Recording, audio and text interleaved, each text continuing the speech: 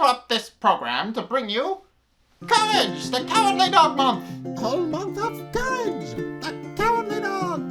First appearing in 1996, it was picked up by Cartoon Network, who work in the middle of Burbank, and directed by cartoonist John Dilworth. Though many years have passed since the original air date, it's now time for Zack to celebrate this great show.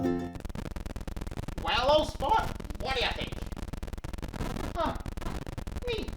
Hey guys, Zack here, and welcome back to Courage Month. So we are on the last episode of Courage the Cowardly Dog, or at least of the original series. I'll get to that later today, but in any case, the episodes we're going to be reviewing are parts 1 and 2 of the season 1 of the series finale. Remembrance, Courage Past, and Perfect. So let's get into both of those.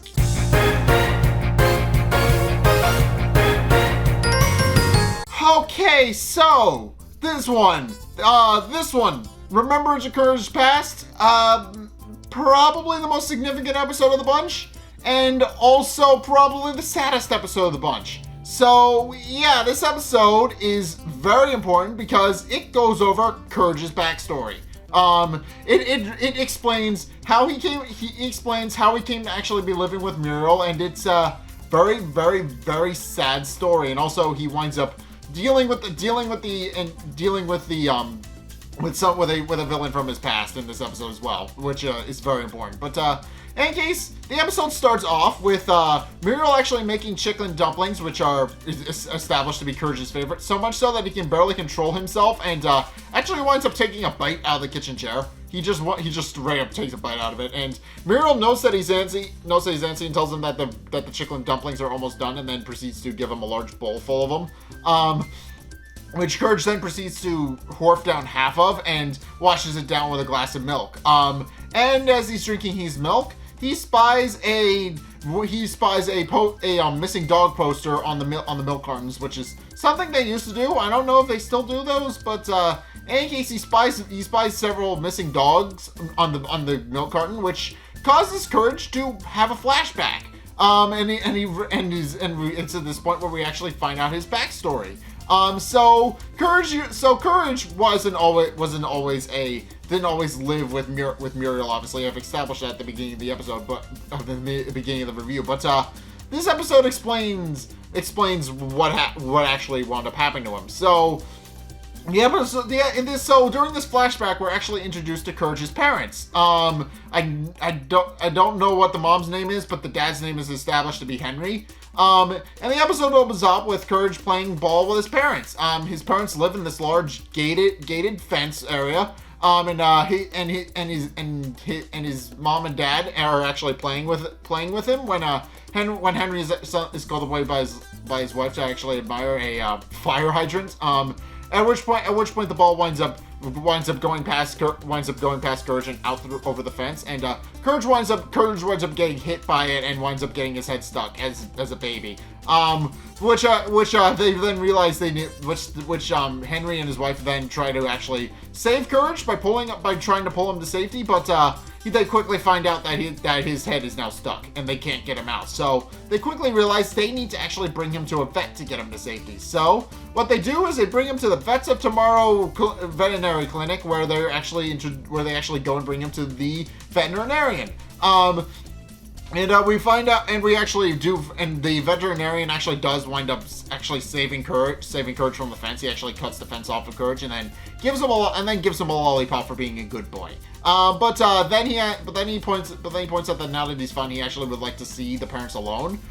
Which they don't really think much of, but then the veterinarian actually escorts Courage out of the operating room, as it were. And Courage actually decides to lick and play with his lollipop a little bit, and he does do that. But then, due to cartoon physics, his tongue winds up getting stuck and actually being pulled clean out of his mouth. So he winds up sobbing and goes to his parents to ask them to go make it feel better, but his parents are no longer around. At which point neither is a veterinarian, but this point where Courage actually hears his parents crying for help, and he actually pops his head through the door in the back of the room to discover his parents being carried down a hallway deeper into the clinic. and are also being carried by the veterinarian. At which point we get snapped back to the present day, where Eustace barges in, bellowing about food like as usual, and Muriel presents him with a bowl of chicken dumplings. But then Muriel notes that something seems to be wrong with Courage, and that he hasn't finished his dumplings yet, and notes that he usually gobbles them all up, but Eustace merely chalks it up to the fact that he's eating people food and also isn't supposed to be sitting at the table, and points out that people food is probably too good for him, and remarks that from now on that the dog is just going to get dog food, which is fair on Eustace's behalf, since dogs aren't supposed to eat things that humans are able to eat, which so I kind of understand where he's coming from, sort of. He doesn't really, I mean, granted, Eustace has been firmly established to not like Courage at this point, or at least for the most part. When push comes to shove, he will work with him, but, yeah, I do kind of understand where and part of that is that he doesn't want Courage sitting at the table anyway and eating like a human, but, Courage does anyway, because he's his own person, dog, thing. But in any case, after eating dinner, night comes around and morning comes, Muriel comes in to make breakfast and for the family, and discovers that Courage hasn't moved in the entire night, and is curious as to if he's feeling all right. At which point Eustace follows in shortly after, wondering what's going on, and Muriel merely points out that she feels like something is wrong with Courage, and that he may need to see somebody to get help. At which point Eustace proceeds to respond that he's got all the help he needs. And then proceeds to pull out his Ooga Booga mask and tries to scare Courage with it. And for the first time in the entire series, it doesn't scare Courage at all. He is just sitting there in a daze and is completely oblivious to the fact that Eustace was trying to scare him. So yeah, that's a sign that Courage isn't in the best place. So in any case, with that, Muriel remarks that it seems to be serious, since even she's recognizing that the Ooga Booga mask didn't work, that something is wrong. And reluctantly, Eustace and Muriel actually decide that they should actually take him to a veterinarian, where Courage then proceeds to have another flashback on the ride there. And we find out a little bit more about what happened with Courage. So Courage just actually winds up being pulled he winds up following his parents and the veterinarian through the back of the veterinary clinic, and the veterinarian disappears through a door, but Courage doesn't know which one, so baby Courage winds up opening all of the doors, which results in him finding a giraffe, another thing, and a woman showering, the latter of which he pops his head into twice and winds up getting slapped for. But eventually he does manage to find where the veterinarian has actually taken his parents, and actually discovers a door that he doesn't know that he can't actually reach it or open. So it's at this point where Courage actually flashes back to where he actually came from. And goes back to flashing back to the fact that he's being dragged to the veterinarian. And what we find out almost immediately in the present day is that Courage is actually being taken to the same veterinarian that kidnapped his parents many years ago. So yeah, Eustace and Muriel, oblivious to Courage's backstory, actually wind up taking him to the Vets of Tomorrow veterinary clinic, where Courage immediately has an adverse reaction to the whole thing. He quickly realizes that the veterinarian is a bad guy and recognizes him from many years ago. And the first thing he tries to do once the veterinarian tries to pull the same trick to get Courage alone so that he can be abducted, is run deeper into the facility and follow his memories to where he remembers his parents disappearing through. At which point we actually cut back to where the veterinarian has actually pulled his parents through the door, and Courage initially struggles to get it open back in the past, and he eventually figures out that he can actually use his tongue to open the latch, and he does exactly that, and goes in through the door to discover a massive rocket ship launch site, which is apparently just in the back of the clinic. So Courage winds up following them and actually trying to hide from them, until he can wait for an opportunity to actually rescue his parents. Meanwhile, back in the present day, Courage tries to go through the same door, but this time the veterinarian actually manages to catch up with him and puts him in a net, and remarks that it's actually his turn to take the trip. At which point he then proceeds to escort Courage into his launch site and proceeds to get ready to start the countdown to actually send Courage into the rocket and into space. And proceeds to get ready to put Courage in the rocket, but then Eustace and Muriel actually wind up showing up and ruining the whole thing. And once Courage is actually inside the rocket, the veterinarian decides that they've actually seen too much and immediately scoops them up in his net and responds that they're actually going to be the first humans to actually witness his work. As he explains, and this is kind of a very crazy theory that doesn't wind up paying off in any way for him. I'm going to just spoil that for you now. But what he believes, what the veterinarian believes, is that if he sends dogs into space, they will breed and become superior dogs, and he believes that space dogs are actually the way of the future. So with that, he then proceeds to actually bring Eustace and Muriel and try to put them in the rocket. But then Courage actually winds up slipping out of the rocket and escaping. At which point, we then get another flashback where a similar situation sort of happened when Courage tried to infiltrate the rocket site the last time, which is that he snuck in, tried to rescue his parents, and tried to get them free. But the veterinarian eventually realized he was there, and then proceeded to chase him around the launch site. And Courage wound up leaping through the garbage chute and escaping the veterinary clinic. And he couldn't do anything but watch as his parents were launched into space. All he could do was run like hell, try not to get caught, even though he tried desperately to get his parents out of the rocket. And long story short, his parents got launched into space, and all Courage could do was sit there and watch and say one tearful goodbye to his parents. And back in the present day, the same thing happens with Eustace and Muriel, but things play out a little bit differently here. So Courage actually winds up after Courage actually winds up escaping the rocket, he runs around the platform a little bit, even knocking over a bucket full of screws to actually get the veterinarian to trip on them a little bit. But and then Courage proceeds to try and open the door while the veterinarian is distracted. But the veterinarian actually manages to catch up to him and picks him up and prepares to actually throw him into the rocket. But Courage retaliates by picking up the veterinarian's stethoscope and screaming into it, a bit that's apparently copied from Tom and Jerry, a very, very old one, but it is indeed copied from Tom and Jerry. Which, interestingly enough, owned by the same both shows are owned by the same company, so I guess that tracks. But in case that while the veterinarian is actually trying to recover from the fact that Courage screamed into his stethoscope, Courage actually winds up swiping the key from the veterinarian's back pocket, letting Eustace and Muriel out, and then after throwing them to safety, slams the veterinarian's head in the door and proceeds to shut him inside the rocket and run off. At which point the veterinarian is actually winds up being sent into space instead of Courage. So he winds up getting trapped in space as well. And Muriel does thank Courage, pointing out that he's a very good dog and that he saved them. And Eustace is reluctant to admit it, and Muriel remarks that even if Courage saved him, he's still not sitting at the table. But in case they then proceed to return back home, and as they're returning back home, we find out the last of Courage's backstory, which is that shortly after his parents were yeeted into space by the veterinarian, Muriel wound up finding him.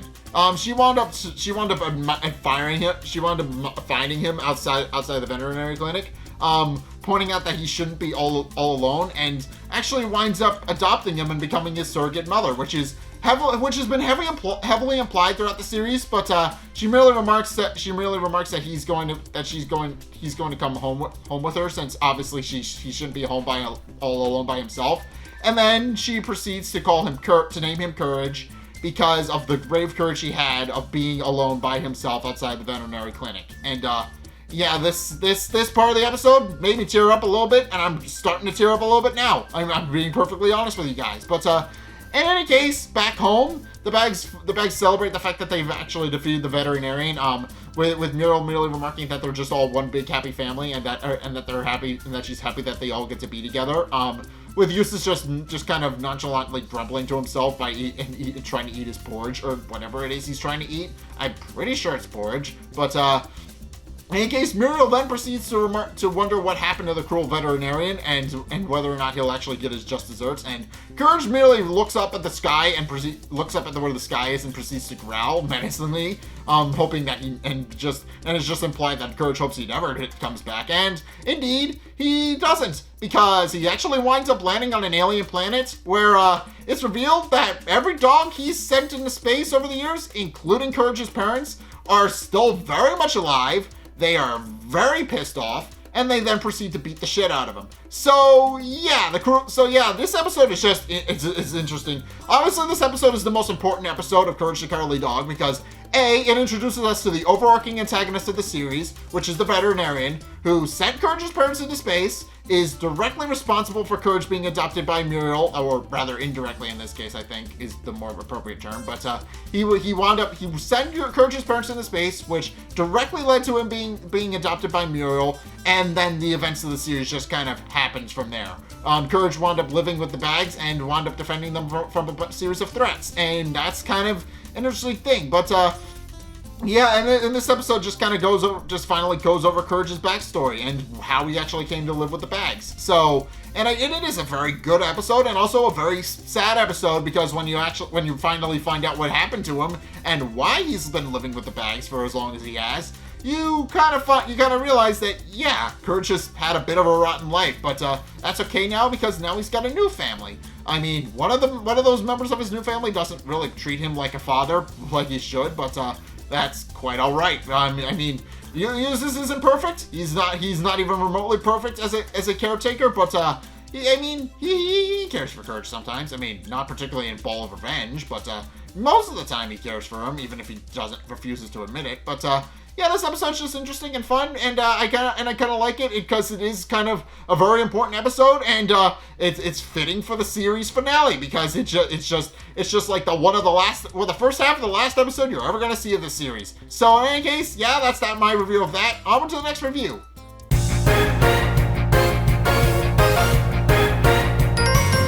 Okay, so this final episode, Perfect, is it is probably the perfect episode to end the series on, if I'm being perfectly honest. So, the episode opens up with Courage actually helping Eustace change a tire on his truck, and Courage is only half paying attention, so the tire jack actually winds up flipping the truck over on its side by accident, which then startles Courage, and he realizes he's not paying attention.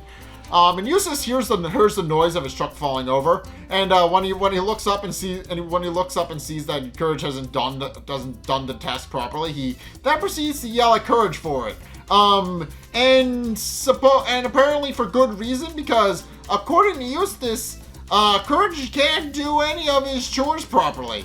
And the truck is one example, but Eustace lists several others. He couldn't even paint the chicken coop right as one possible example. There's a couple of others I kind of forget, but Eustace just kind of lists off all the things that Courage hasn't been able to do properly, and then points out that someone should really send Courage to doing things properly school so that he can actually do things perfectly and not be such a screw up. At which point Muriel then proceeds to call Eustace into the house, pointing out that he's got a package, and Eustace actually winds up jumping up and clicking his heels rather comically because he knows exactly what's in the package because he realizes that it's his bugle, and proceeds to run into the house, and in the process accidentally drops drops the spare tire on top of Courage's head, much to Courage's chagrin. But in any case, Eustace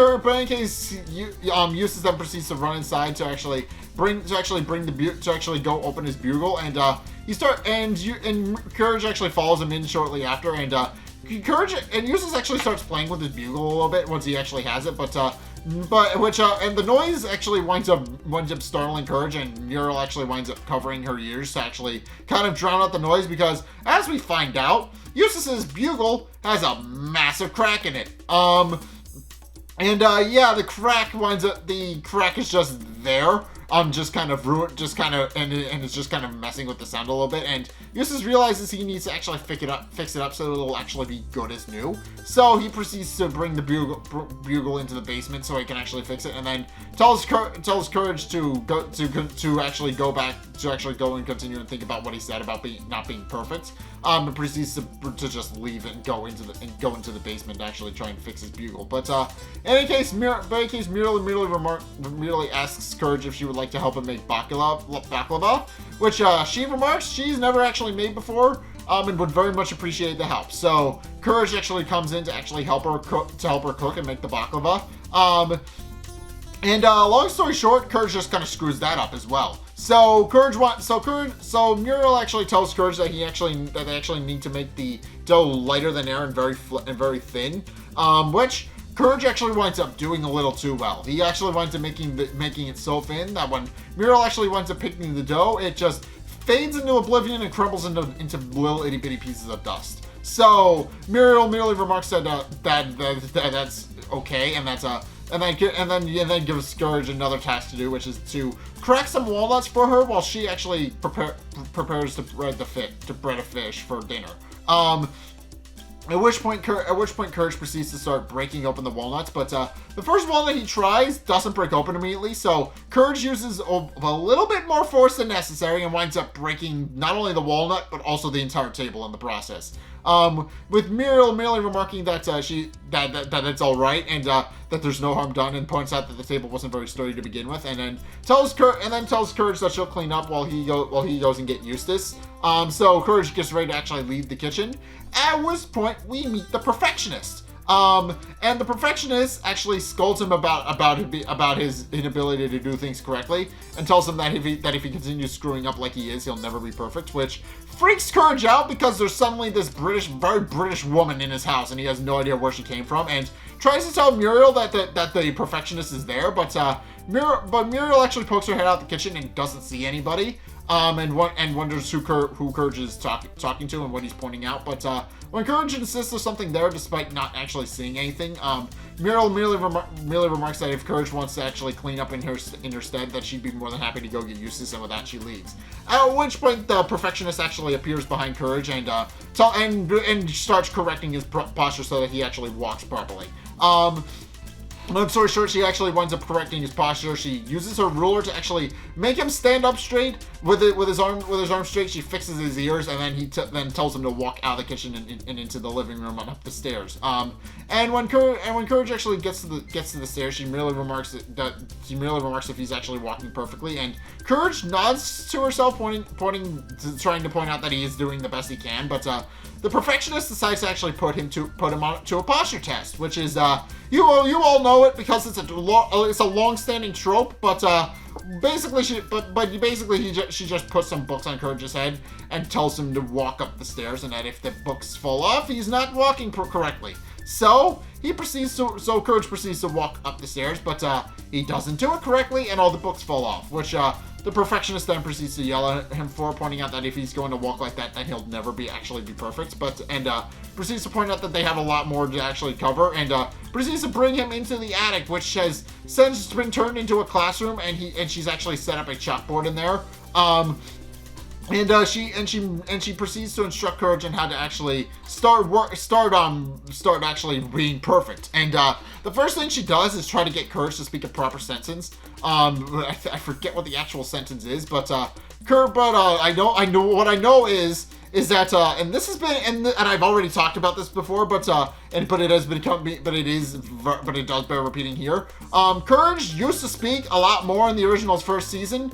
And since then, as an intentional design choice, because the team thought it would be a lot funnier if he didn't speak as much, the team has increasingly replaced Courage's speaking roles with gibberish. So, and to the point where he only ever really talks when he only really talks in a proper sentence when he's directly addressing the audience. That is the only time he actually forms a proper sentence. So naturally, when the perfectionist asks him to recite her perfect sentence, he can't. Obviously, it comes out as well, gibberish. And she proceeds to repeatedly yell at him for it, even pointing out that he can't pronounce a turkey correctly, which I remember is part of the sentence that he has to actually pronounce. But and then proceeds to try and correct him to actually get him to say the letter R properly, but he can't. And despite repeated attempts, and eventually the perfectionist gets a little too frustrated with him, and remarks that she's going to try something else, which is to actually have him build a sculpture out of toothpicks and glue. So she brings him a bowl of toothpicks, she brings him a bottle of glue, and then she instructs him to build the Eiffel Tower out of it, which yeah, nobody's going to be able to do that, not even remotely on their first try. And obviously, Courage tries to do it himself, but he can't. He can't. His Eiffel Tower is very sorely lacking, and the perfectionist then proceeds to scold him again, pointing out that she had a previous student who did it perfectly, and then proceeds to point out the window and show him the Eiffel Tower. Said previous student is revealed to be D. Lung, which may explain the attitude problem that he's had throughout the entire series. He has an attitude problem because, according to the perfectionist, he is literally perfect. So he doesn't really give a shit about anybody else. If he's perfect, and therefore he doesn't need to care. But in any case, she then proceeds to point out that Courage's is less than perfect, and proceeds to smash Courage's well, I can't really call it an Eiffel Tower because it barely looks like the Eiffel Tower, but she smashes his whatever the hell he was trying to make and with her ruler, and then proceeds to tell him to go to bed and do it perfectly, and then wonders if he can even possibly do that. And Courage then proceeds to get ready to go to bed, and proceeds to fall asleep, and he's very tired because he's had a very long day. But what we quickly find out is that because of the perfectionist lessons, Courage is having various nightmares. So the first one is of a large blue monster, which I think is supposed to represent, which according to the creators, is apparently supposed to represent Eustace's bugle. But and it was actually created by John Dilworth's brother. He actually wound up creating a couple of the CGI monsters throughout the series. And he's unfortunately no longer around. But he was the man who was responsible for all the Uncanny Valley shit that was in Courage the Cowardly Dog. So yeah, if you had nightmares about King Ramses, blame that guy. I mean, but maybe not. Don't speak ill of the dead. But yeah, he's the responsible for all the CGI monsters throughout the series, and he designed the Bugle Monster, which appears in this episode. And the Bugle Monster merely remarks that Courage isn't perfect, which causes him to freak out and wake up. And it actually winds up annoying both Eustace and Muriel, who are trying to sleep and see Courage actually screaming, and then proceed to go back to sleep. And Courage proceeds to try and go back to sleep again, but keeps having several frequent nightmares. Several which are, and what's interesting about this sequence is that they're all in different animation styles. I very much like this sequence. This sequence, obviously, Courage the Cowardly Dog is in the traditional 2D animation, but the rest of this entire sequence just showcases all the different types of animation styles that they can use to actually pull off the Uncanny Valley. And also there's a couple of references in here as well. The most obvious one is Wizard of Oz. There's a reference where Courage is the wizard, is all of the characters from the Wizard of Oz, where he doesn't have a brain, and he doesn't have a heart, and he doesn't have courage, which ironically he does, I think. But in any case, that causes him to freak out again, and he keeps having more frequent nightmares. There's one where he's juggling, and he forgets his quote unquote pants. And there's a couple of others. There's one where he throws a vase at Muriel, and she winds up breaking, and eventually he wakes up Eustace and Muriel so many times that eventually Eustace just winds up getting sick of it and kicks him out of the bedroom. So Courage winds up sleeping in the hallway because of that, because his nightmares are keeping the rest of his family awake. So obviously he can't be in the bedroom anymore with them. But in any case, the next morning, Courage is now downstairs, ready to start his day. He's actually in the. But in any case, the next morning, Courage is still in the hallway, still trying to sleep, and eventually Eustace walks out and decides to actually mess with him, having believed to have fixed his bugle. He actually wraps some masking tape around it to actually try and fix it, and to test it, he decides to startle Courage with it, as vengeance for waking him up last night, so repeatedly, I might add. But he winds up blowing the bugle in Courage's face, and he shoots up through the floor of the attic and winds up landing in the classroom, where the perfectionist merely remarks that he's late, and she's going to dock him for being tardy. But in any case, she then reveals that now that Courage has arrived, they're going to be having a final exam, which Courage has mixed feelings about, and he even kind of objects to that a little bit, since that's very strange. But in case the perfectionist merely remarks that she's having the final exam today as a surprise test. He remarks that if Courage actually can't solve it, there will actually be severe consequences, and remark that if he doesn't actually solve her finish her test, that he'll be forever deemed imperfect, and he will never hear, and everybody will know it. So Courage, understandably unable to handle the pressure, decides to actually go to the bathroom to actually clear his thoughts, which the perfectionist allows, and actually hands him a toothbrush and tells him to go brush his teeth perfectly, as she puts it. So he proceeds to go into the bathroom and proceeds to brush his teeth. At which point, a dead fish appears in the bathroom and proceeds talking to Courage. Possibly the spirit of Giles Galette, now that I'm thinking about it. But the fish, or Giles, I'm going to call it. But in any case, the Giles fish then proceeds to talk to Courage and told him that he doesn't need to worry about being perfect. As Giles fish remarks, Courage is actually perfect the way he is, and that the way he is, he can actually accomplish and do anything he sets his mind to. And tells him that nobody is actually perfect. And at which point Courage walks out of the bathroom, and it's revealed that Giles Fish is 100% right at that point, because we find out that Muriel has actually not fixed her baklava. She comes in offering a tray of it to Courage, and long story short, she didn't get it right at all.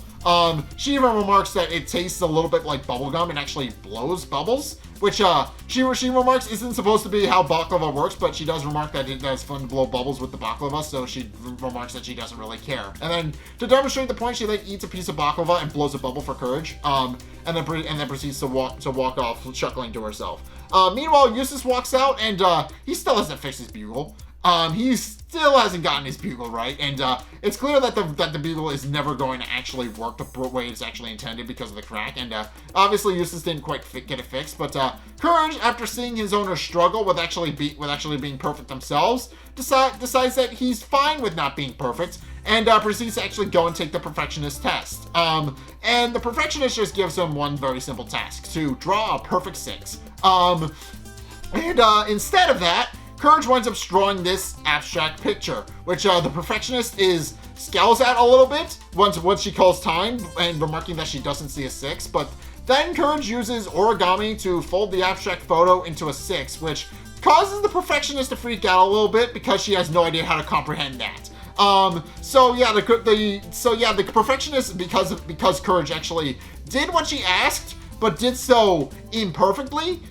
She's actually completely unable to comprehend it, and actually winds up melting into a puddle, remarking that Courage is perfectly imperfect, and that he will never actually be perfect, and proceeds to actually melt into a puddle and disappear. And then her chalkboard poops into a puff of smoke, and it's implied that she was never actually real. It's implied that she was in Courage's head the entire time. But in any case, now that the perfectionist has been dealt with and Courage has accepted the fact that he's not perfect, he then proceeds to join his perfectly imperfect family down for a meal of baklava and fish. And then the fish gives a thumbs up to the camera, and the episode ends, and the series as a whole ends. So, yeah, this episode, pretty straightforward in its message. Nobody's perfect. Don't even bother trying to be perfect. Nobody is perfect. That is the final message for that the episode gives you to take away from.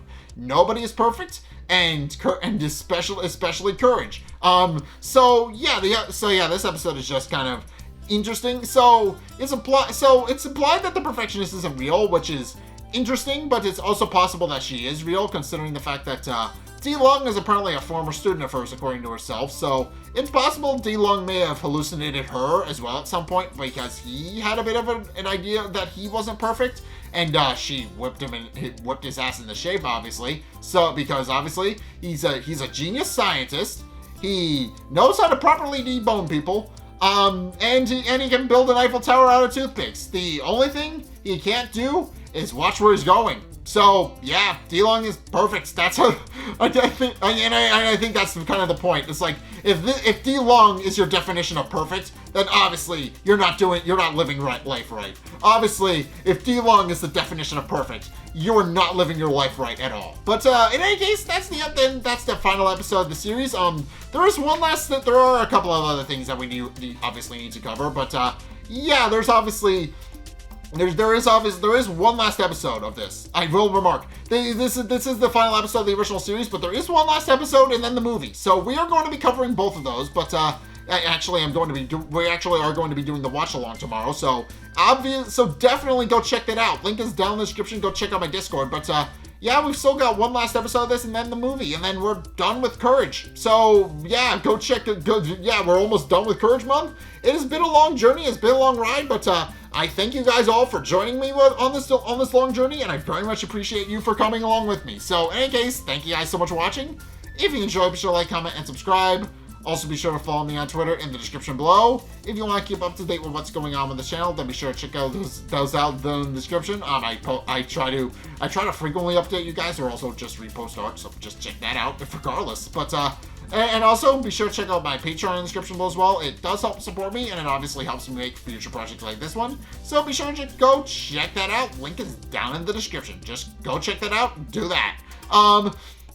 And also, finally, if you want to see more content from me, there's actually 2 ways you can do that. One is by checking out my Twitch down in the description below as well. I stream every Sunday at 2:30 Eastern Standard Time, except for today because of obvious reasons. But yeah, go check that out. Link is down in the description. Just go follow me over there and try to help me fulfill a milestone, because I'm actually trying to fulfill a milestone to actually kind of maybe monetize my stuff over there, so I can actually make some money off doing that. But yeah, just follow me over there. Just go check that out. And yeah, long story short, just go check that out and help support me that way. And also, if you guys want to see more content from me, then be sure to check out the videos linked in the end screen. The top video is the most recent one. It may or may not be this one. Whereas the bottom video is a video recommended to you based on what you've already seen from me. And both of those may or may not be Courage related because Courage Month. But yeah, and also be sure to check out my Discord, because we're actually going to be doing the watch along of the crossover movie with Courage the Cowardly Dog.